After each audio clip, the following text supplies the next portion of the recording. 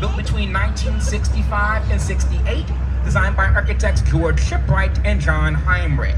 Think of a giant three-leaf clover or shamrock being extruded up into the sky, or I guess a giant fidget spinner, the shape of that building. The circular formation on top was a restaurant, nor did not revolve. But I think it's funny, so kids see a fidget spinner, adults see a flask. Life. No Oprah never lived there. You will also notice a number of postmodern buildings, and postmodern architects got sick of the stripped-down variation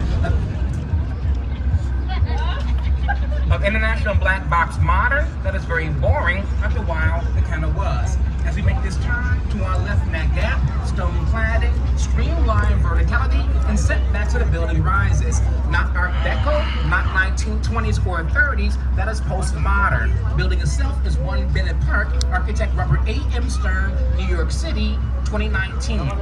So long as you pay attention to all these buildings if you can. Also take notice to all the bridge tender houses for the drawbridges that span the Chicago River. The bridge houses are all very different and quite unique, have their own design.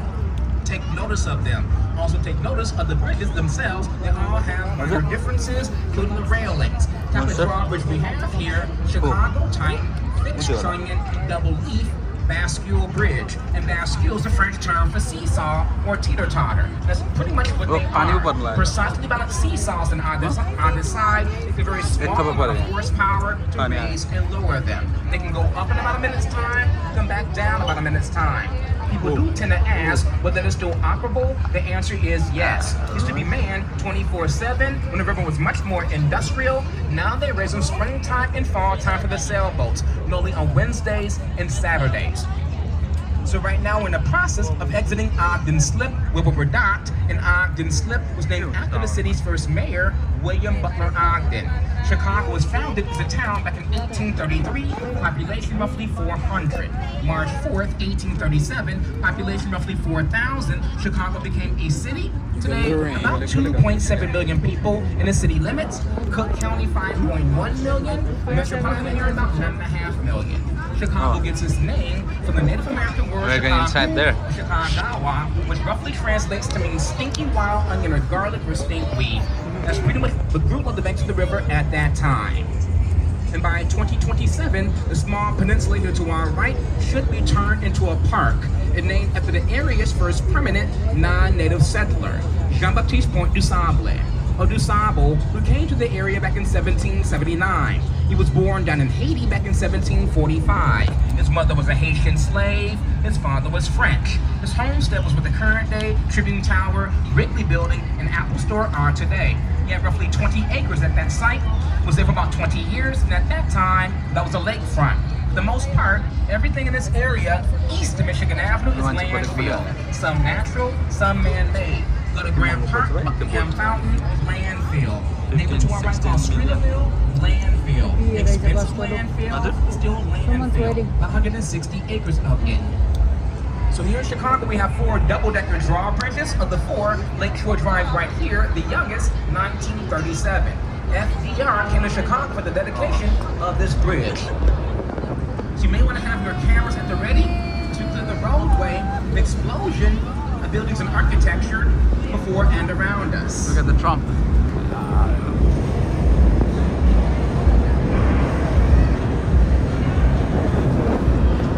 Here to our left coming up, a newer landmark now graces the downtown skyline. Chicago's 3rd tallest building and tallest building in the world by woman-owned architectural firm, Studio Gang Architects. Architect's name is Julie Gang.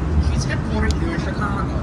Initially called Vista Tower, now the residence at St. Regis. Bottom 12 floor is going to have a roughly 190-room hotel. There above, about 400 condos. Now, clouds make the building pop, as you can see, 5 or 6 different shades of green glass transitioning up and down the building. That space near the top that's no glass is called a blow-through floor. It will not add glass to that space. It will stay open, as you see, to allow the air and wind to pass through the building that helps with the structure's stability. No, the residents cannot access that space. Now, 24 months ago, roughly, floors 71 and 72, that last setback and floor above, 1 unit, 2 floors, 10,000 square feet inside, 7,000 square feet outside, $20.5 million. It's very hard to imagine, especially if you've never been here before, but I remember clearly that in 2000, here to our left was a 9-hole, 28-acre, par 3 public golf course. 60 years ago, railroad land. 160 years ago, for the most part, there was no land. It was a harbor. And that's a brand new neighborhood, Lakeshore East. Have time while you're here, explore it. Very nice 6-acre public park, dead center. From the Riverwalk here to our left, walk right through the fence, under Wacker Drive, under the building, be right there at the park. As of now, there are like 2 more pieces of vacant land to work with. The corner site, the site in the background, they'll be done. The small multicolored building to our left was going to be a private school, Gems Academy Phase 2. They ran out of money. Last I heard, the building is now up for sale. I have no idea what's going to become of that space. And the crystalline building to our left are the horizontals called the Coast Rental BKL Architecture of Chicago. So again, use your eyes. This tour is very, very visual. I like gaps in spaces. Triangular shaped building to our left, blue and silver glass, is Swiss Hotel. 1988, architect Harry Weiss. Triangular shape helps to maximize river views in the hotel rooms. Again, I like the colors, shapes, and textures, so all 3 buildings to our left coming up kind of visually slammed together. In the background of the gap here to our left with that undulating floor plate that is called Aqua. Also by Studio Gang Architects. Bottom 20 floors, Radisson Blue Hotel. Next 30 floors apartments, last 30 floors condos, the waves are balconies. 30 floors. And finally to our left down, Columbus is now Chicago's 4th tallest building. I still think tallest in the world of it is name change twice. Initially, the Standard Oil Building, Big Stand, and the Chemical Building, it is now Aeon Center. It was the world's tallest marble-clad building when built. However, it no longer is. Not because a taller building has been built clad with marble, that structure is no longer covered with that material. Back in the late 80s, they realized that thin marble was cracking and buckling was in danger of falling off the building. Whoops. Did not hold up to the freeze-thaw cycle we have every year and have had every year in this area is the completion of planet Earth. To totally reclad that building with granite from North Carolina, it costs roughly $80 million. It costs $120 million to build the entire building in the first place. Look at that, it's all open. Right inside for a while. That dome on top, the hotel, Intercontinental. It's all open. Look at the bridge. That dome, but mechanical space. Building itself, 1929. Initially called the Medina Athletic Club, but the Shriners, the men's club and hotel. 6-story building to our right called the Gleacher Center. Just serves as a downtown campus for the University of Chicago. But apparently, the classrooms in that building have windows. They felt the windows would be a distraction for the students downtown. It's totally dumb. They need double blinds, not a blank wall. Blank walls make buildings look ugly. And this mid-century modernist black box to our right now just goes by its address of 401 North Michigan Avenue, 1965, Skidmore, Owings and Merrill. In fact, designed by a female architect, never got recognized for this project, Natalie Dubois. Top of the plaza to our right, the flagship Apple Store by Foster and Partners of London, 2017. It's always kind of reminded me of the half-open MacBook Pro. Same location with Jean-Baptiste Point du Sable at his cabin and Fur Trading Post. Double-decker Michigan Avenue Bridge of 1920. Near to our right coming up, the elegant white glazed terracotta-clad Wrigley Building. The section on the river is 1921, northern half 1924. Spanish revivalist design, some French Renaissance elements. It's clad with 6 different shades of white glazed terracotta, fireproof baked clay. This is the building that Chewing Gum built, designed by Graham Anderson, Probst and White. Right now, the architecture firm of Perkins and Will calls that building tall, reflective glass building right here in front. That spire on top is Chicago's 2nd tallest building. The height does include the very top and tip of the spire. Trump International Hotel and Tower, designed by Adrian Smith, formerly of Skidmore, Owings and Merrill. A pretty good example of the textural style. The building fits into the site and surrounding. The building itself ascends in height. Yes, setbacks at different levels that relate to the roof lines of surrounding buildings. First setback to the roof line of Wrigley. second setback for a building across the river, and third setback for the building next door. Daytime hours, the glass is bright and reflective. When dark, it is clear and transparent. See directly in that space. Within notice of floors 4 through 12, the parking garage of the building. During evening hours, see these columns rising behind the glass. 16 to 30, the hotel space, and then to the top are condominiums. It costs about $850 million to construct. Was built between 2005 and 2009. 16 is a bar and restaurant open to the public. Trump. Coming up to our left, that dome on top, initially called the Trump. Jewelers You Building, like Trump, right? 1926, the house of large jewelry firms. Those tempiolos on the corners designed to hide the water tanks to control the original sprinkler system. That dome on top, late 30s, early 40s, was a restaurant and bar called the Stratosphere.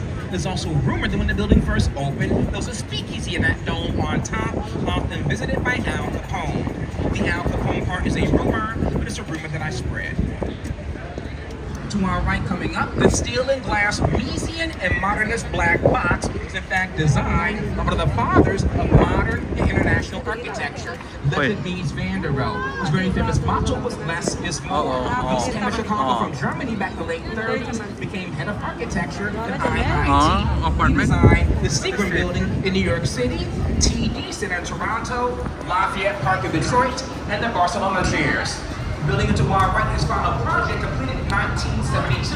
He passed away back in 1969. As we near State Street to our right coming up, Kyle referred to the twin corner Kyle Towers. In reality, we gotta have Marina City. Built between 1960 and 64, designed by architect Bertrand Goldberg, who in fact went to Germany to study under Mies van der Rohe at a school called the Bauhaus. So in this area, gonna have teacher and student side by side. About 18 floors of both buildings of parking, proportion of condominiums, 16 pedals per floor. The former office building in the background is now a hotel. The former theater, now the House of Blues. Small shops and restaurants on site, arena at the base. Virtually a city within a city, an introvert's paradise. A movie came out back in 1980 called The Hunter, starring Steve McQueen. There's a car chase in the parking lot of this West building. There's a car shot to the river. It's a stunt for that movie. That stunt was reenacted like 12 to 15 years ago for an all-state commercial. The parking is valet. So again, one thing I want you all to do is use your eyes. Even if you tune me out, use your eyes. See what you like, see what you don't like. See what flows, see what doesn't work. See what I see. Again, I tend to like gaps in spaces. Notice the space to our right coming up is being framed and hemmed in by the texture of these three buildings. First, dark tinted bay windows, Western Chicago, River North, 87. In the background, the flat reflective glass and horizontal banding from 2009. And to our right coming up, vertical aluminum mullions, 321 North Clark Street, 1988, Skidmore, Owens & Merrill. 5 years ago, they built out 35,000 square feet, a restaurant space on 4 levels. As we clear a Clark to our right coming up, this beautiful red brick and terracotta clad structure that runs horizontally along the river in the Prairie School design. The Reed Murdoch Warehouse Building, 1914. Architect George C. Nimmons. You got the clock tower top center, designed to hide the water tank. Was back in 1914. Golden Zeki, They had clock towers scattered throughout. Golden Tower, let's go. They're perfectly symmetrical. Now notice the left-hand side of the western half is one bay shorter. Golden Tower. That is because when they built this bridge across the river in 1928 and widened the roadway, they demolished the westernmost bay and reclad what was left to look like it originally did. Rising up 785 feet, the modern, glassy, and reflective 300 North LaSalle, a Picard Filter Architects out of New Haven, Connecticut, clad with an abundance of aluminum. A very nice two-level riverfront. The steakhouse is yummy. So before this building got built on the side to our right, a parking garage, the mid-1950s. Around here, I like the contrast between 2009 modern, the old building next door. A pretty good example of the Chicago school style of architecture, the tripartite design. Think of a Greek column that have a base, shaft, capital on top. The base of the building visually anchors the structure of the ground. The shaft draws your eye up. The cornice around the top to finish things this off. school. A tea and coffee warehouse, Chicago school. 1912. Glass penthouse, 1984. You're going to notice base, shaft, capital on many buildings, old and new, including this unbelievably huge, just ginormous building to our right coming up on the merchandise mark by Graham Anderson, Probston White, Art Deco style. Limestone cladding, streamlined verticality, setbacks of the building rises. Were completed in 1930, and at that time, this was the world's longest building, having more than 4 million square feet of space within its walls. So massive, like 14, 15 years ago, the building had its own zip code, 60654, now being shared throughout the area. Until 1911, a very nice train station stood on this site. You had these 8 bronze busts. They represent some of the Prince merchants of the United States, including Philemon, Woolworth, Wanamaker, Marshall Field, and a few more. The building was commissioned for and by the president of the Marshall Field organization. It was going to be their wholesale warehouse and distribution center. Their plans did not fully materialize because 1930, country was at the height of the Great Depression. They sold the building in 1945. My toe. Joseph Kennedy. Father President John Kennedy. My toe. They sold the building in 1998. So take out. Approaching, Oh no, you can stand up here. Branches come together. Oh, Main branch we crane. come down, north branch to our right, and south branch to our left. Shoot mo lago sa atin Transition dramatically over the past 9 years. Brand new, brand in the background, brand new there, brand new, brand new. 6 new buildings around here over the past 9 years. The most recent addition, the one here to our right coming up, the roughly 60-story Salesforce Tower. Finished last summer, rising to a height roughly 850. Personally, I wish it were taller. This location very visible and visual, but again, my opinion. Again, Chicago has 4 double-decker drawbridges. Of the 4, Lake Street to our left, the oldest, 1916. As we transition from North Branch to South, I will discuss the building into our left, that very cool base, 150 North Riverside. They finished the sculpture here in front about 4 years ago. That is called Constellation by Santiago Calatrava. A view up So much fun. Have time while you're here, visit this space. No restaurants, but very, very nice views. Don't sleep. As we transition from Put Main out. Branch to North, So the 9 and the 9? it's called Fulton House. This is the 9? The North American Cold Oh, building is Storage कसरी अड्केको? giant icebox and refrigerator that had very few windows. It was renovated 45 years ago. They knocked more than 500 holes in that building for the balconies and the windows. Before they can do any Look at that work, building, however, Bridges. they had to wait a few months to allow the walls of the building to fully thaw out. And while Who the boating the on walls, भनेको? they ran to a lot of cork Who the boating on भनेको? that was used to help insulate the building. This is Oh, no. 2/3 of the You can front stand up. since Yeah. 1898. No, Northern third, stand up. 1908. Renovated by architect Harry Weiss.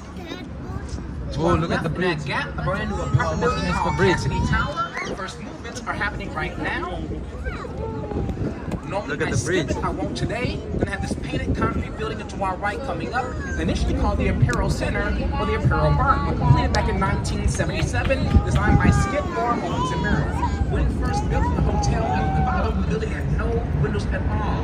And at that time, called the Imperial Center. The house companies that dealt with very fine fabrics and linens had not been treated, could not allow the ultraviolet rays of the sun to touch those fabrics. It would damage, ruin, and fade the product. As different companies and corporations moved in and out, they knocked up the concrete and installed windows. But again, the older building to our left, renovated by architect Harry Weiss, who in his youth was an avid sailor. So many of his initial designs may notice some nautical themes, like here to our left coming up in the River Cottages, 1986 to 88. The round windows, they remind you of portholes on a ship. The triangular shape, the bow of a ship. For the first time since these 4 townhomes were built about 9 years ago, one of those units went on the market and sold very fast, about $2.3 million. Again, the architect was Harry Weiss. I am not sure of any Look at another ship. Russia. if you've been going to Washington, D.C., and like the metro, the subway there, very nice and subway train stations, same architect, Harry Weiss. Hi. Hi. And again, take notice that all the bridge tender houses are very different and unique. This is an older generation. But as we clear Kinsey, a very quick example as to how we used to treat the river's edge to our right versus how we now treat the river's edge to our left. But to our right coming up, the East Bank Club, about 1980. Very high-end health club, still kind of turns its back on the river. No windows along the base, no river walk, landscaping, lobbying flowers, plants, gardens. When it warms up, they add flowers to the flower pots, Ivy comes back to life. Doesn't look so plain and boring. But then, you fast forward 20 years here to your left, with an entirely new neighborhood called Kinsey Park. Kinsey sets back about 30 feet from the river to a public promenade, river walk, and landscaping. The city of Chicago, developers, and residents are no longer looking at the river as being that nasty little stream, but trying to embrace it and view it as the city's second waterfront. And the quality of the water in the river has dramatically improved over the last half century. From being highly toxic to just polluted. So we are working on it slowly but surely. In fact, I guess it's cleaning up because sometime this fall, we want to have a river swim for the first time in 100 years. Complex to our left, built like 1998 to 2001. Yes, they're nice. My problem is copy Are you sleepy? paste. Huh? यहाँ उठेर बस्नु पर्यो यहाँ hold गरेर पानी पर्छ है अब दूरबीनबाट हेर्नु न दूरबीन बाइनोकुलरबाट हेर्नु But around the casino, there now also plans more than 13,000 apartments, more than 20 high-rises. Tallest one roughly 700 feet tall. I'm gonna have a whole lot of fun that away over the next 2 decades, so do stay tuned. Big one will sound like त्यो उसहरु देख्दै रहेछ राम्रो देख्दै रहेछ For a few short moments, a quick question flag me down, and back on mic momentarily. Don't forget to हजुर for a while. Stay hydrated, it's still pretty warm outside. Have a त्यो question मान्छेको flag me down. भ्याउँछ कि भ्याउँदैन ओ भ्याउँदो रहेछ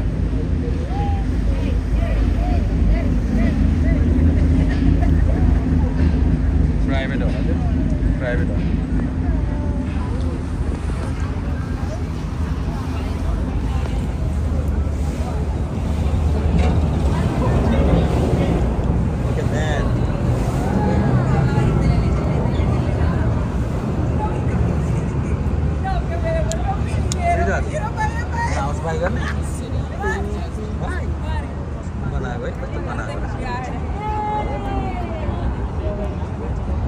मान्छे कहाँ चाहिँ गर्दैछ औ त्यहाँ रहेछ Ohio Street ल Brother, there's Ohio Street over there. Turn around like hey last stop. Yeah, we are turning around.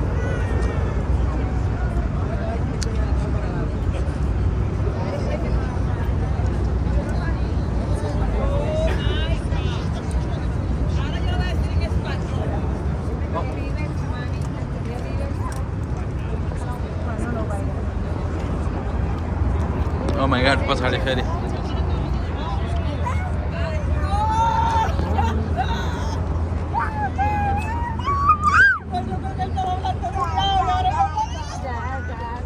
Those breezes are really strong.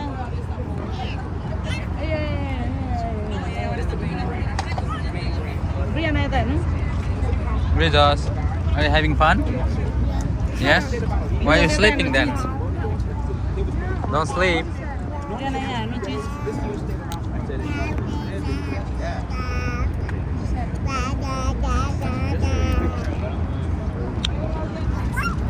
Can you sing for me? Can you sing your ABCs?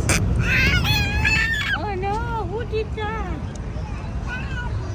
We are turning back, Brita. Can you sing Yeah, hold on, yeah, hold on. Still, the townhomes along the river's edge to our right cost the most, like 2 to 2.3 million, about 4,000 square feet, and have all 4 levels. In the background, slightly smaller, back here about 3,000 4,000 square feet. That's my son's Udah swimming 75 in the minutes aja, background. udah Roughly record. 850, roughly starting. This is rental. That's rental. Ano ito? Yang bosnya udah harus udah. And this one in the background to our left, the square one is rental. So that one has like 7 penthouses. 2 of them are Belah. duplexes, 4,000 square feet inside, 2,000 square feet outside. Cik ada? Only for Belah 30 mana? grand a month. I did not speak in month. And they're occupied. Not by me, but they're occupied.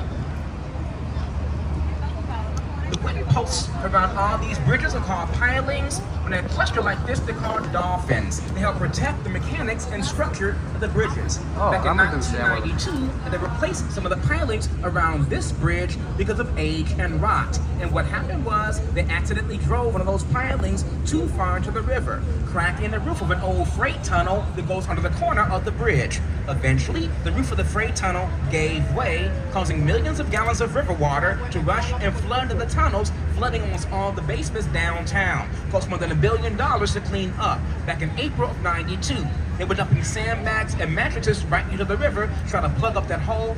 Took about a week to do that, and more than a month to pump all the water out of the basements downtown. So, you can't have anything to say. This is a tour.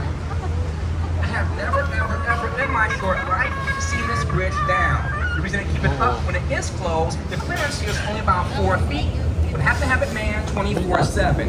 1908, Chicago Northwestern Railway Company would not be torn down, has been landmarked. The concrete counterweight weighs more than 1,200 tons. At one time, the tracks went all the way out to Navy Pier. Trains did not use that bridge now for about 25 years. They still tested once a year to make sure that it's still operable and deemed active. They would lower it and drive a truck across it. No more rails right now. Then I have this slender slip of a building to our right called River Bend 2003. Some townhomes and mansionettes along the base. Above that, a few floors of parking. Above that, the tower units. You can see how skinny the building is. The reason it is so slender, you have train tracks that curve around the back side, causing this piece of land to be very narrow. So tight, there was not enough room to construct ramps to access the garage. While in the garages, you know you need a wide turning radius. So instead, they designed elevators in that space to lift your cars onto the floors where they're parked. Again, all valet. Concave, convex. Taking this boat tour 9 years ago, but have no problem seeing the train tracks to our right. Tracks are still there, just been decked over with that plaza and 50-story tall building called River Point. Porthole openings are just fans to ventilate the diesel exhaust from inside the tunnel. On top's an 1.5 acre landscape public plaza. Steakhouse to our right called Gibson's Italia, very tasty. Have time while you're here, visit this space. You're elevated for great views to our left or east down that Good. You need to go get the beer, man. No, I'm paying attention. Lands on top, it sits on a very historic site. Back in 1860, a temporary building stood on that site called the Wigwam. The first ever Republican National Convention where Abraham Lincoln was nominated.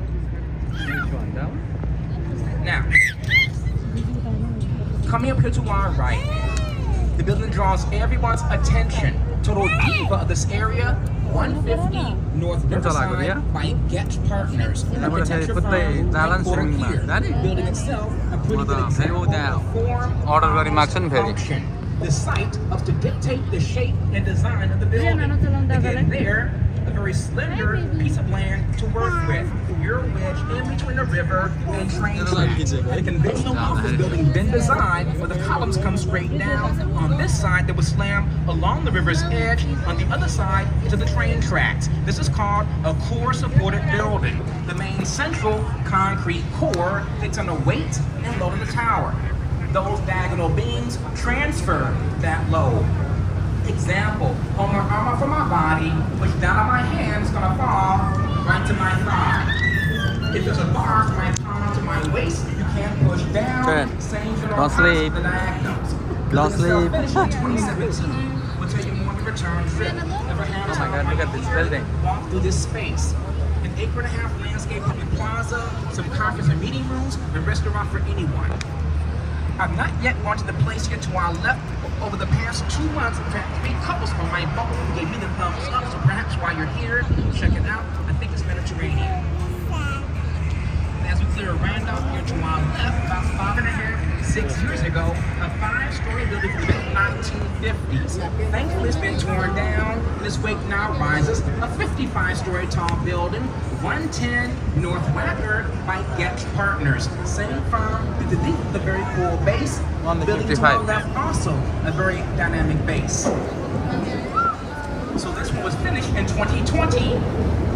The last I have read was between like 90 and Oh, this is the new one. 2020. 2020. This tenant is Bank of America, took more than 500 million square feet. And to our left is Bank of America Tower. And here's a picture of the building that stood on this site that I took before it got torn down. I don't miss it. Oh, look at that. Neither do you, because it was ugly.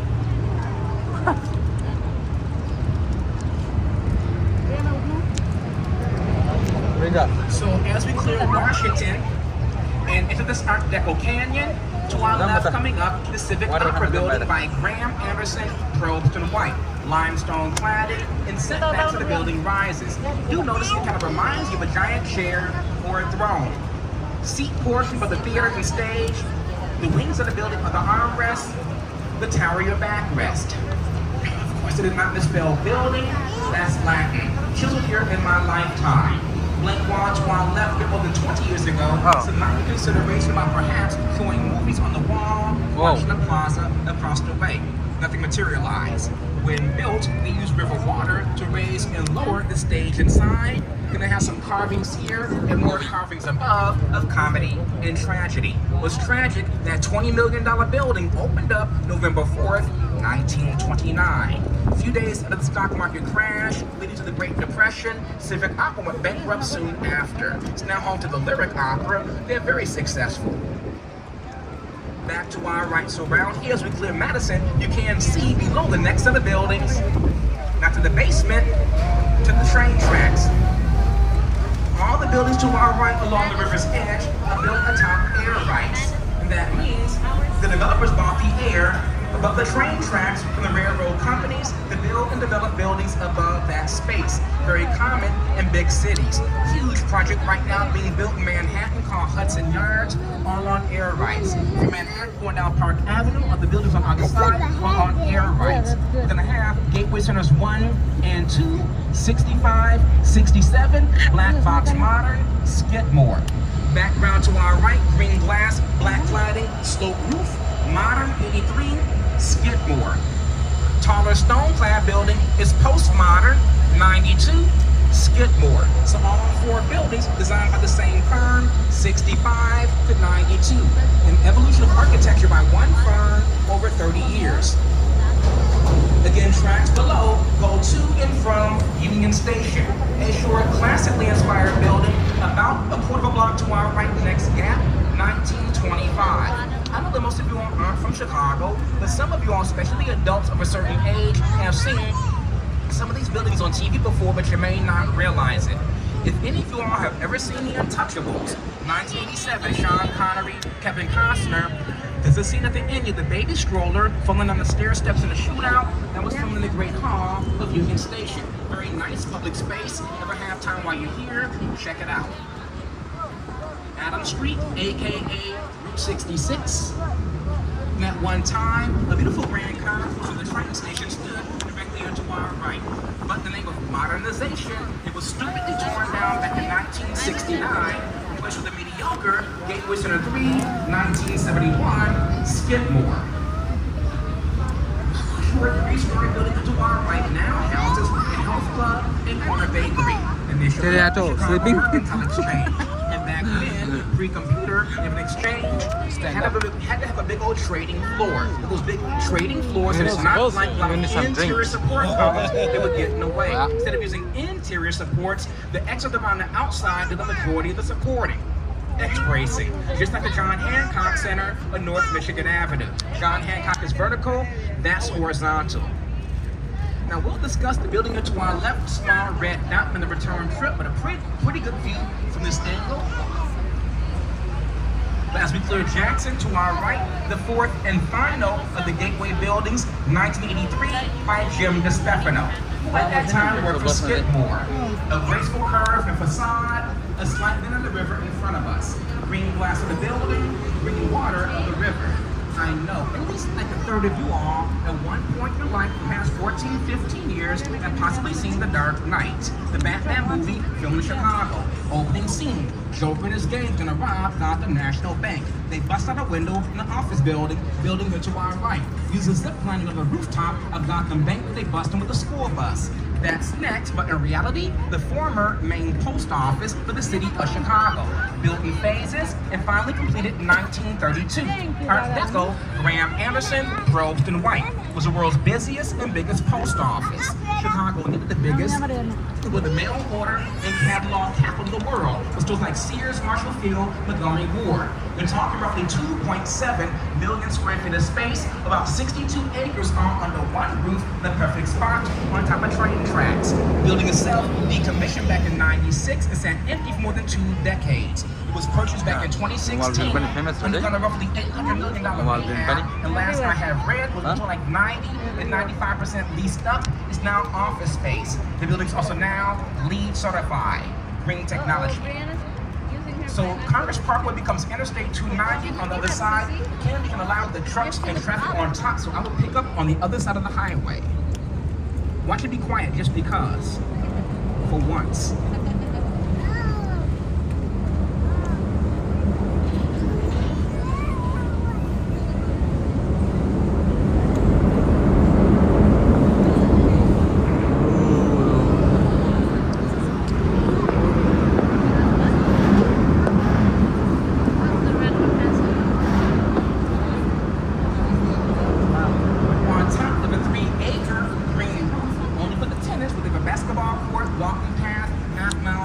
Look at the apartment. To our right, again, we'll wait and see. It's all the same people. As we clear Harrison to our right coming up, the newer main post office, 1996, not worth your nor my time, so but to our left coming up, all this vacant and broke down land, at least it used to be, until 1971, it's all railroad land. There's a very nice train station to our left on the corner, Grand Central Station, 1890, 1971. 10 years ago, 2 different developers did team up and bought most of the land to our left, from the bridge above us to the one in front of us. They had like 14 acres, not for any city. 6 years ago, they submitted a master plan to the city which called for the redevelopment of that land. On those acres, you can now build roughly 3,600 residential units. The project initially was called Riverline by Perkins and Will. So far, 2 buildings have been finished. There to our left, the Cooper is rental. In front to our left, the Reed, 41 floors have rental. The last I have heard, they're trying to get some foundation permits for roughly 40-story tall building to our left. Something designed like 2 weeks ago. I don't like it. Stones to our left coming up are reclaimed foundation stones from the train station dug up from that site and reused for the Riverwalk. Again, I will be honest, I'm not that big of a fan of the Reed architecture because of the parking base. Now, initial plans call for 2-story duplexes that you see to our left in the background of the Cooper. But for this one, we have 4 floors of parking on green space on the river. Not again. Their lobby is nice. Underground parking next to water is pricey. Until 1972, a bridge did span the river dislocation at Polk Street. It's just the abutments. And there to our left, we're gonna have River City. It may remind y'all of a complex you saw like 15 minutes ago, Marina City. If it does, it should. Designed by the same architect, Bertrand Goldberg. The building to our left is 20 years later, 1986. Once again, a small marina at the base. For me, this is different. Dock in that space. They can leave their boats in the water year-round. When it gets very cold out, they turn on bubblers in that marina, so the water is moving and agitated so it does not freeze up. It was built as rental, converted to condominiums 5.5 years ago. Everyone got bought out for $90.5 million. It's now once again rental. On a short boat, it's hard to see some things. About 3 blocks to our right, to the west in the background, a red and white transmission tower. If you can't see it, that's okay. It's a part of the Chicago Fire Academy. I use it as our landmark. It is very, very semi-industrial there to our right. But if you ever have time while you're here, still visit the area anyway. There's some awesome old school Chicago deli on Jefferson called Manny's. A really thick corned beef sandwiches, great potato pancakes, and good beef stew. Been around since 1942. What's up, Len Baglala? And in front to our right, smokestacks, old Union Station power plant, 1931. Initially coal-powered, many years natural gas, decommissioned 2011, 7-8 years ago, placed on the endangered buildings list. Big fear that it could be torn down. I hope that it's nice, really cool, but it needs a lot of work and somebody turn into. So if we were to keep going in this direction for a while longer, just a while longer, 10 days or 2 weeks, promise you I couldn't talk that long, eventually make it down to the Gulf of Mexico. Now we'll tell you how, because people do it all the time. It's one of the reasons why Chicago is here today. Location, location, location, and accessibility. Out of Lake Michigan, down the main branch of the Chicago River. Then the south branch, where we are right now, and 4 miles further down, the river flows into the Chicago Sanitary and Ship Canal, dug 1892 to 1900.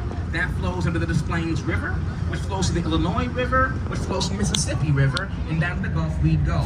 Bless you. Pre-sanitary and ship with the IM, Illinois and Michigan Canal, dug 1836 to 48. And before there were any canals at all, the Native Americans, who lived on all this land, would have the portage. Pick up, carry, drag their canoes about 5 miles over some muddy, mucky land called Mud Lake.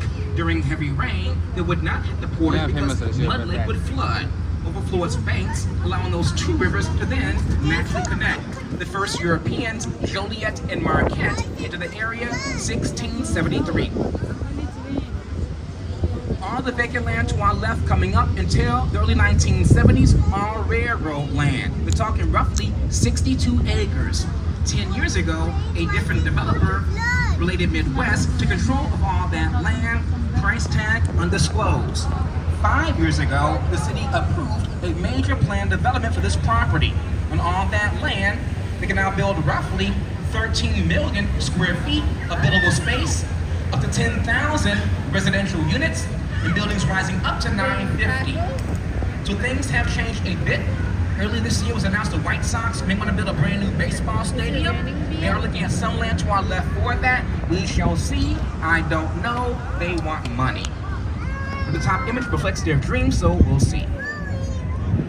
And before we turn, in front, 2 train bridges. The one that's more vertical is not used anymore. 1930. On the angle, 1918, still used. Beyond that, Ping Tom Park in Chinatown. Have time while you're here, visit that space. But as we turn, a nice view of the downtown skyline to our north, and we'll pick up momentarily.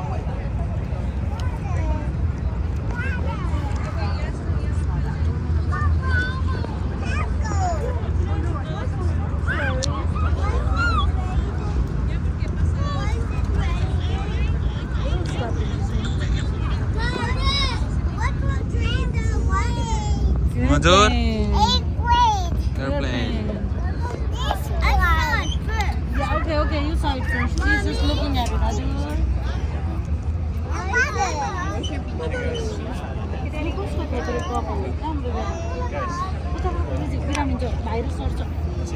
Kalden tolak dia. Kalden tolak. Oh. Careful. So it's kind of hard to believe, but not that hard to believe, back in 2000, almost 95% of the tall buildings to our east did not exist. That is called the South Loop. It's mainly residential, not done yet. Tall white building to our right that is called NEMA. As of right now, the tallest apartment building in Chicago at 896, developed by Crescent Heights of Miami. The most recent addition around here, the glassy building to our right, slight twist, 1000M, 1000 South Michigan. The last building and project by architect Helmut Jahn. He passed away 3 years ago. I myself have been following that project since 2016. Skipped class and went to a meeting. So it started as condos, sales are very slow, COVID killed the rest. Construction stopped at the foundation, connected the financing, waited, reorganized, changed plans. It's now rentals. First movements happening right now, and last I read, roughly 30% occupied. As you all walk around the downtown and central area as a whole, you're going to see a few buildings here and there under construction. For the most part, they will be residential. Last I read, as of right now, downtown and central area office vacancies between 23 and 25%. That is very, very high. However, residential occupancy in that same area is between 93 and 94%. The two is very, very high. Right now, there's much more of a demand for residential than office space. And right now, one of the more active zones downtown is called Fulton Market, about a mile and a half to our northwest. It's a bus. It's a bus. 10 years ago, it was all industrial warehouses and meat packing, buildings 2, 3, and 4 floors. More than 10,000 apartments. Just last fall, they opened a Guinness and Stamp brewery in that area, the second one in this country. If you all like new and up-and-coming areas, new restaurants, new bars, check out Fulton Market. Jump on the Green Line or Pink Line and westbound, get off at Morgan. Walk down Randolph, Lake, and Fulton. So before we turn, I was trying to point to a red and white transmission tower to our left in this gap behind DSW Shoes and all those shops. Again, that transmission tower back there is a part of the Chicago Fire Academy where the city trained firefighters. What's ironic about the Fire Academy over there is its location. It sits in the same site as to where Mrs. O'Leary's house and barn at one time stood. If any of you all know the story of the Great Chicago Fire, know the irony of that. The fire began in her barn October 8, 1871. It burned for about 36 hours, killed more than 300 people, burned down over 17,000 structures, and ruined roughly a third of the city, the size we were at that time. Just to give you a scope of how damaging and devastating it really was, her house was located at roughly Jefferson and DeKalvin. DeKalvin was like 1000 south. Fire burned north all the way to Fullerton Avenue. That's 2400 north. That's 3.5 miles north of where we are. Only a few buildings survived that fire, including Chicago Water Tower and Pumping Station at Michigan and Chicago, completed 2 years before the fire. That's 2 miles north. Old St. Pat's Church on Adams and Display survived. It's still there. And ironically enough, Miss O'Leary's house survived the fire too. It ain't there today. It did survive the fire. Is that the skyscraper? Out of the prairie, away from her home. The cow did not kick over the lantern in the barn. That one was fabricated by a newspaper to sell more papers. And she was a part of the immigrant population. She was Irish Catholic, used as a scapegoat. They don't know exactly how the fire began. Somehow, some way, it did start in her barn. The winds that night were gusting in excess of 30+ miles an hour, strong enough to create fire tornadoes in the downtown area. The river was so dirty, nasty, and polluted, it caught on fire. Buildings built of stone crumbled, and buildings built of cast iron melted. People fleeing the flames, running north towards the city limits, east towards the lakefront. Some running north along the lakefront itself. Once they got to the old city cemetery, some people would jump to the empty grave pits of that cemetery for protection. In those years, that cemetery was being relocated from the lakefront because of the high water table. Today, that same piece of land is now called Lincoln Park, the actual park. No, of course, it did not find everybody. Literally, still a few thousand people buried there somewhere. Once we are closer, of course, Sears Tower, tall pink building, barrels on top. In the background of that gap, building back there, looks like it has toothpicks on top. Those toothpicks are called spires, and spires are considered to be part of the architectural integrity of the building, which means they count towards the height when measured. So officially in the books, that building, the Franklin, 1,007 feet. Not to the roof, to the tops of the spires. Now, sometimes spires work good in designs, sometimes for me they do not. Where do spires work? Empire State Building, Chrysler Building, New York City. Liberty Place 1 and 2, downtown Philly. Bank Building, downtown Cleveland. With this pyramid peak-like rooftop to the building, spire is a small final vertical thrust. Flat rooftop building and plop a spire, now you're kind of cheating for vanity height. That building, the Franklin, without the spires, is 887 feet tall. For context, Titanic was 883 feet long, so Is there almost the chips in there? same. Do you have the Bible in there? Taller Good time. limestone-clad building to our northeast. Chips? Graceful setbacks, beautiful uplighting, and 30-foot statue on top. Chicago Board of Trade Building, 1930. Art Deco by Halliburton and Root. 30-foot statue on top. Roman Goddess series, goddess of grain and agriculture. Some may recognize the building as being Wayne Enterprises from Batman Begins. And from the Dark Knight, when they do that semi-truck flip from that building on LaSalle Street. Always gonna have an affinity for the modern residential high-rise here to our right, articulated balconies, with the dash dot pattern. Just goes by its address, so of course, they come up with a few nicknames of my own, like the Morse Code Building or the File Cabinet Building. 235 West Van Buren, Perkins and Will. And 3/4 of a mile to our right, far background, Penitentiary, spotlights on the rooftop, narrow slits back there is a jail. Federal. Chicago Federal, yeah. Metropolitan Correctional Facility, 1975. Architect Harry Weiss. Same guy with the River Cottages. Congress Parkway, head east in a dead end, a Buckingham Fountain with ramp curve in 1 second. Yeah. Another one coming through, another one.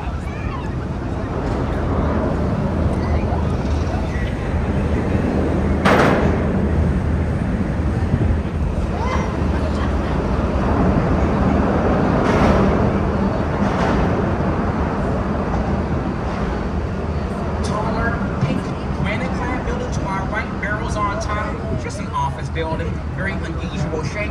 You start with a 6-sided base, but you end up with an 8-sided tower. Just goes by its address, 311 South Wacker. Barrels on top serve no structural purpose, they're for decoration only. Not water tanks, not mechanical space, not tune mass dampers, not there. To symbolize the building as headquarters to White Castle. Not designed to look like somebody's wedding ring or engagement ring. Must go through all the things people have asked before. No, only for aesthetics. Now, initially took like 1,800 fluorescent lights. Now everything is LED. When being planned, that we're gonna have 3 buildings side by side at roughly equal height. Others were not built. Overbuilding, real estate bust, late 80s, early 90s, and the first Gulf War. Now, get to the tease this earlier. Get to our right on the core of this building is a partial map of downtown. South Branch, the Chicago River. Red dot is this building where it sits in the street grid to say you are here. North Branch, Main Branch, where all 3 lines come together. Wolf Point. I will be honest, pre-map, no one cared about this building. Now you can't not talk about it, so you know what? Get on now. Built 1971. And to our right, in this next gap, the Granddaddy the Mall. A beautiful, albeit neck-breaking and breathtaking views you can't see of the Sears / don't you ever call about that often in my presence. Tallest building in the world from 1974 to 1996.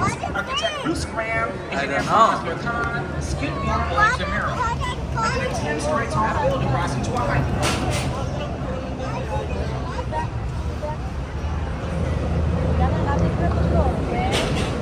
1974 to 1996, rising to a height of 1451. Just to the roof. Broadcast antennas, which we have on top, not considered architectural, they don't count the height. They did 1729.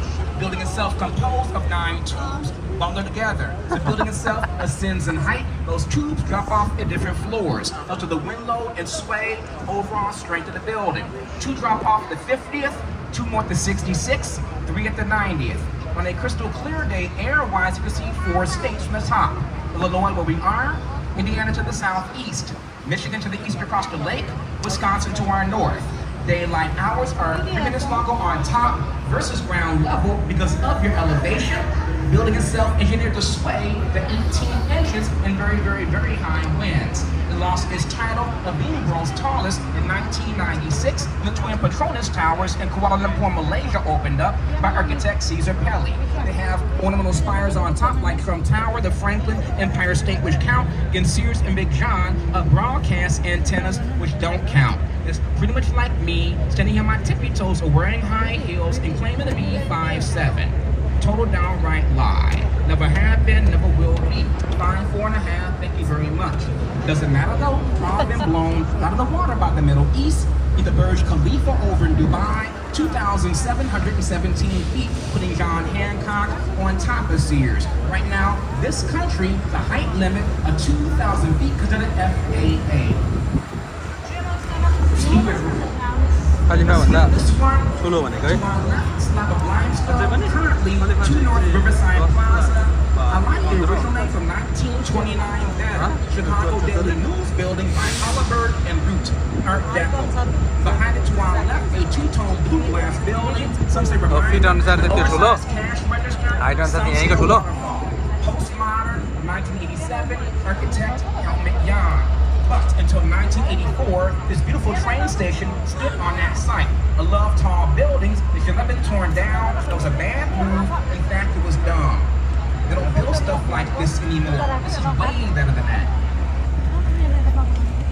And until recently, in front to our left, Boeing. The building itself is 1990 by Perkins and Will. Same firm, dash building. What's cool about this firm is this engineering and that steel truss on top. That steel truss will support and suspend the southwest corner. Under the southwest corner, at the base at ground level, is a switching point where the train tracks crisscross each other. Very dense, not a lot of room to drill down for the foundation. They weren't going to move active train tracks for a building. Along the river's edge, no problem. Southwest corner, problem. Instead of the southwest corner being fully supported from the ground up like you see on the riverside, that southwest corner also partially suspended from the top down via that steel truss. That southwest corner is being partially cantilevered. Think of a diving board for a swimming pool. One end is anchored to the earth. The board hangs out freely and securely over the water. On the way on that diving board that barely flexes.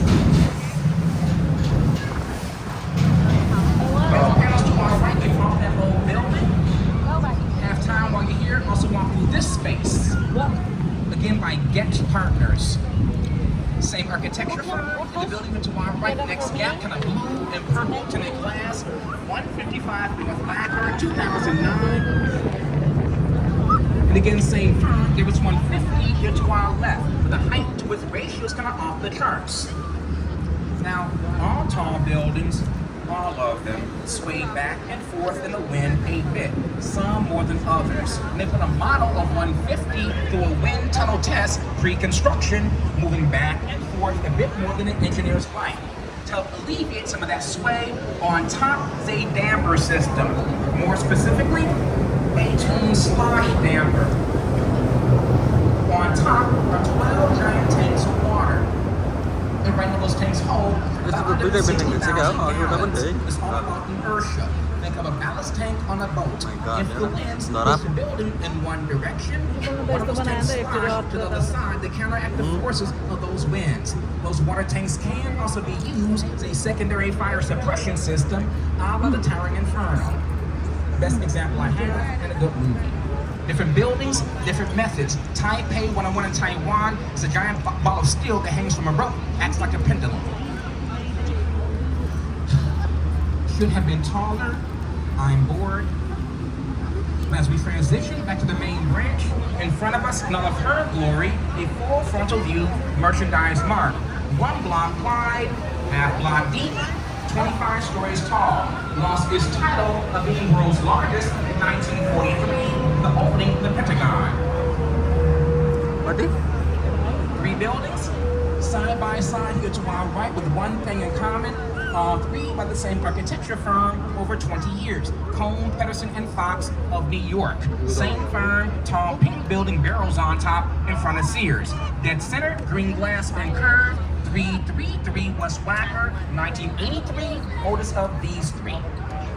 While you're here, if you have time, you explore the river walk here to our right. So you can now walk from Lake Street to Lake Michigan along the river's edge uninterrupted. 7 years ago, you could not do that. In the roadway to our right is Wacker Drive, named for Charles Wacker, the first head of the Chicago Plan Commission. It's one of the first bi-level roadways built anywhere, here to help separate that traffic. Initially, the lower level was for trucks, so you could load and unload all your goods to buildings along the roadway. That's where the ugly stuff is. Out of sight, out of mind. Upper level, cars and pedestrians. And of course, some of the car chase scenes from The Dark Knight and Blues Brothers take place on Lower Wacker. If you've never seen the Blues Brothers, you're missing a lot in life.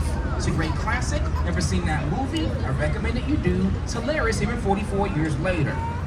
Here's what I can talk about some of the TV shows and movies that have been made in Chicago over the years, especially in my lifetime. And one of my favorites is The Fugitive with Harrison Ford from 1993. Also mid-90s gonna have Backdraft with Kurt Russell.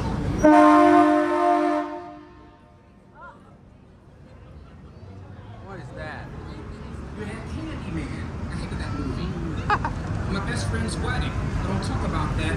Should have been both to our company. 3 million där det hotellet där. 1990 Home Alone, Northern Suburbs. Late 80s, Ferris Bueller's Day Hotellet Off. är fulla If andra. it's in the babysitting, Chucky the First Child's Play. And more recently, gonna have TV shows like Chicago Fire, PD and Man, Empire on Fox, Divergent was filmed here, Transformers 3. Oh, look, There was a golden thing Bible out movie live. called Doom 3, and many more. And those from the 70s, Cooley High. And Open for Good Times. And before my time, Bob Newhart. Just opening. In my time, Family Matters, Perfect Strangers, Hill Street Blues, and Early Edition. You think? Chicago school wedding, really. Oh, I'll get that here. We have 25 minutes now. To our right coming up, one building built in 2 phases, 60 years apart. Third on the right, bay windows, postmodern, 87. 2/3 on the left, all the ornamentation. Beautiful columns on top. Classically inspired, 1927. Base, shaft, capital. 87 respects 27, not repeating 27. Respect, something similar, next gap. First slash in the building, first setback. Second slash, roof line. Third slash for the building to its left and small side profile. Respect.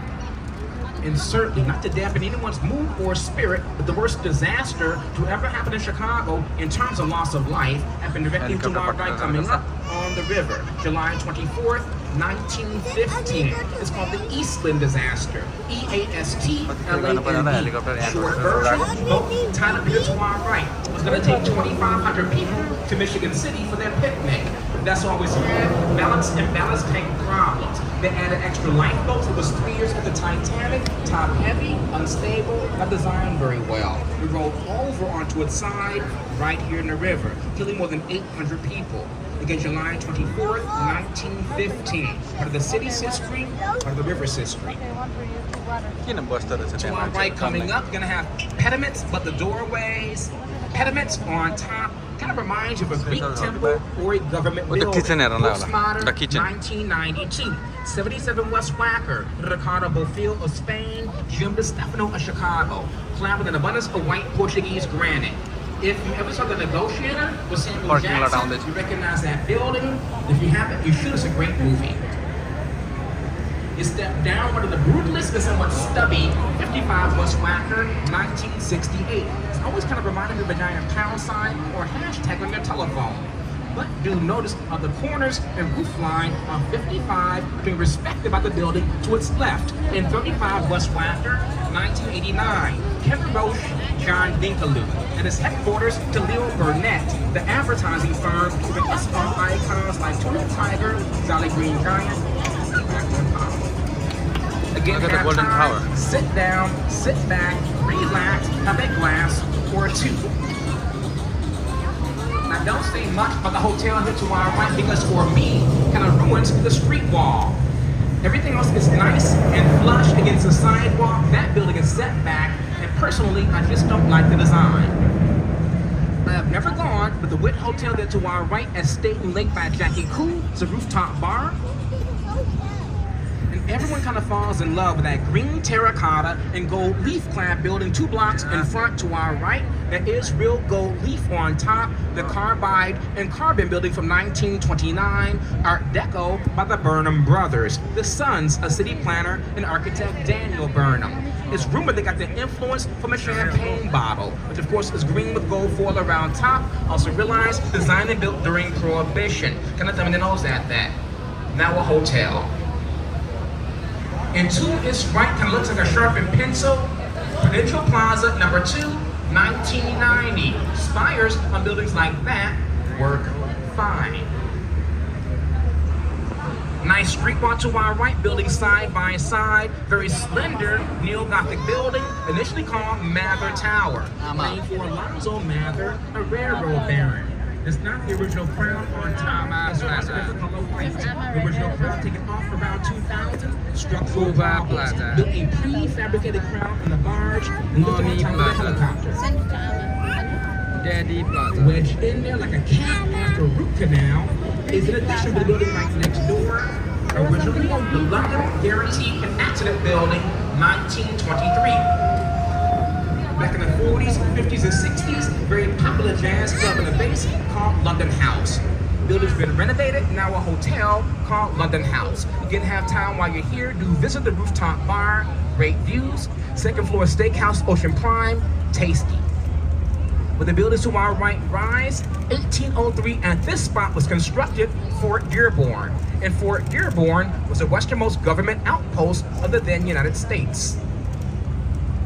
But now to our left, as we near Michigan Avenue, now coming into view, the elegant Gothic Revival Tribune Tower, 1925. Back in 1922, the paper sponsored the International Architecture Competition. Grand prize, $100 grand to any architect that can design the world's most beautiful building. Over 250 entries, that design won. Submitted by 2 New York architects, John B. Town, Raymond Hood. Raymond Hood went on to help design Rockefeller Center. At the pinnacle, you those upside down L's, called flying buttresses, normally part of the Gothic style. About 7-8 years ago, Chicago Tribune did vacate that building. It is now 162 condominiums. North Michigan Avenue, initially called Pine Street. At the turn of the last century, along with townhomes, mansions, and apartment buildings. And to our left, coming up, the peacock emblem on top, NBC Tower. Limestone cladding, streamlined verticality, and setbacks in the building rises. Art Deco, right? 1920s, 1930s, right? Hi. Not that one. Postmodern. Hello. Echo Deco. Echoing Art Deco. What a taxi. 1989. Adrian Smith again, same guy with the Trump Tower. Fidelity, and look. Burj Khalifa, Skidmore, Owens and Mural. But where's NBC headquartered? 30 Rock, Art Deco and Streamline. Taking some personality from 30 Rock with that verticality, some personality from Tribune at the Tower with logo. the flying buttresses, and meshing everything together. I have time. Directly to our left, due north in this gap, half mile, a tall black building, 2 antenna on top, X's and diamonds, now Chicago's 5th tallest here to our left. I still call it the John Hancock Center back there, 1969. Bruce Graham, Bosler Khan, Skidmore, Owens and Merrill. Same team who did Hancock did Sears Tower a few years later. Now, I did mention earlier that building at 150 North Riverside has 12 tanks of water on top, hold roughly 160,000 gallons. St. Regis has tanks on top that hold roughly 400,000 gallons. And the sculpture here to our left on the bridge, Chicago Rising from the Lake by Milton Horn, 1954, installed there, 1998. So you all may or may not know the Chicago River, but of course we are currently on is the river that flows backwards. Now initially, the river that flowed into Lake Michigan back in 1900 with the opening and completion of that canal, they reversed the flow of it on purpose. The reason they did that in those years, no high rises, but industry. Like most big cities, we use the river here as a giant toilet, dumping everything you can ever imagine to the river that would then flow into the lake, which is where we get our drinking water from, meaning that being sucked back into the intake ribs and pipes. Yum. causing people to get sick and die from cholera and typhoid. So they reversed the flow of the river so it would flow south, so to the dismay of those who live downstream. The way they did that was by digging that canal. It's a bit deeper than the bottom of the river on a slight angle severe gravity. Not only that, about 5 miles west from where we are, where Mud Lake used to be, very small but very important subcontinental divide. Separates 2 watersheds, how water flows and drains naturally. Last building on the left, 2001, Rounded Bay, 2004, and townhomes at the bottom, 2005. So, I've been following the piece of vacant land to our left at the corner since 2005. Back then, there's a proposal for that site called the Fordham Spire.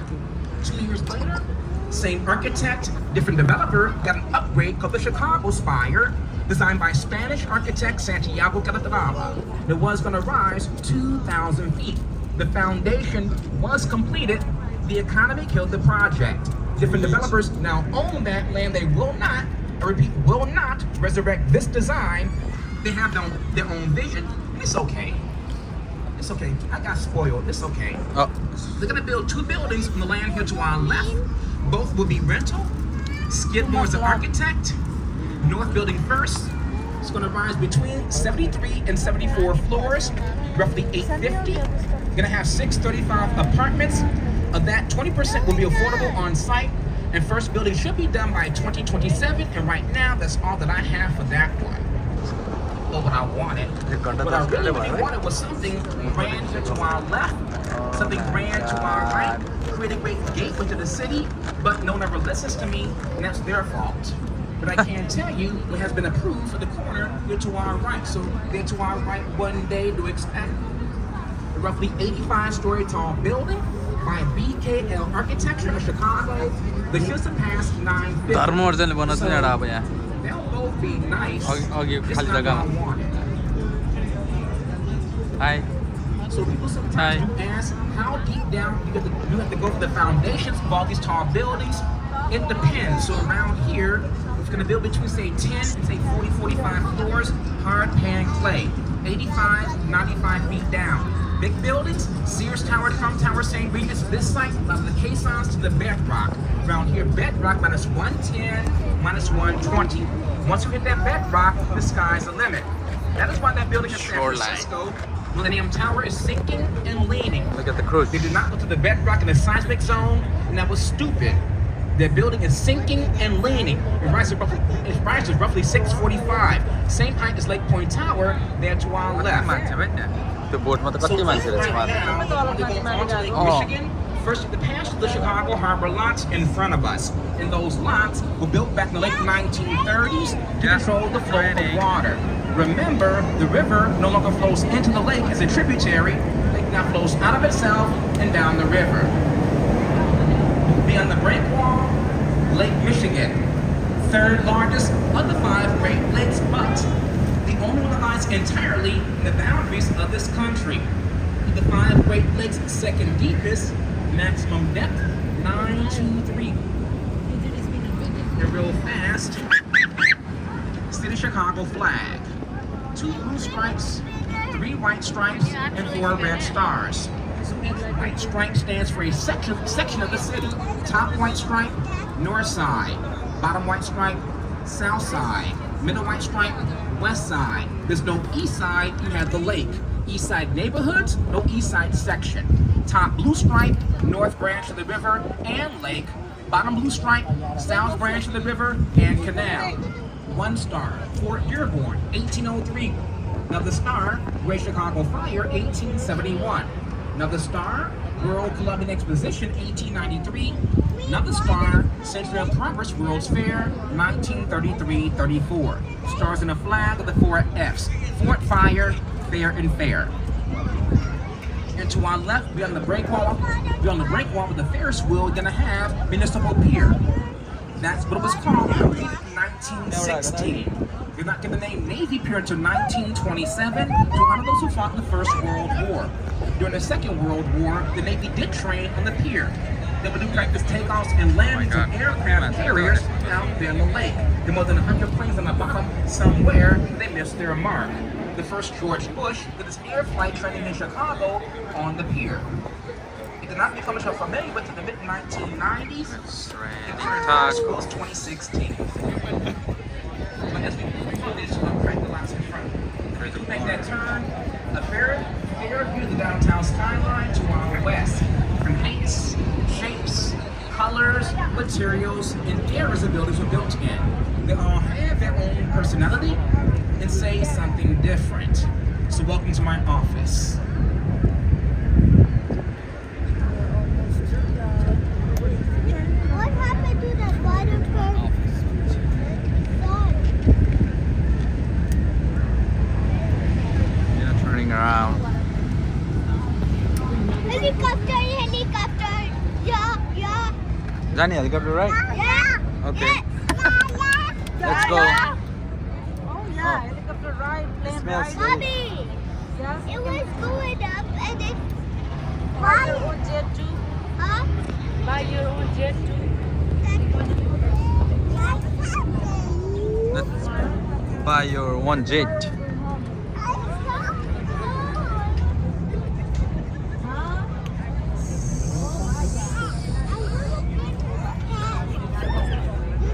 Thank you. Have a good day. Bye bye. This much for today. Only 1 hour, 14 minutes, 15 minutes.